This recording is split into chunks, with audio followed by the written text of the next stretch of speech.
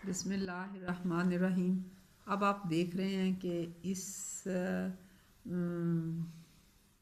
तस्वीर में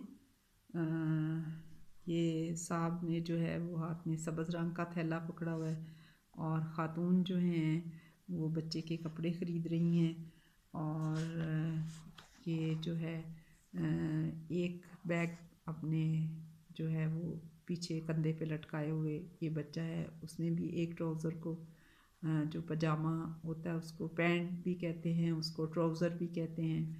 और यहाँ पे आप देख रहे हैं कि वो शॉपिंग करने के बाद उन्होंने मुख्तलिफ़ थैले जो हैं वो मोटर बाइक पे लटकाए हुए हैं और वो अपने घर वापस आ रहे हैं। और ये पीछे रिक्शा भी खड़ा है और पहले वो इस रोड पे जा रहे थे लेकिन वापसी पे वो मोटर बाइक पे वापस आ रहे हैं।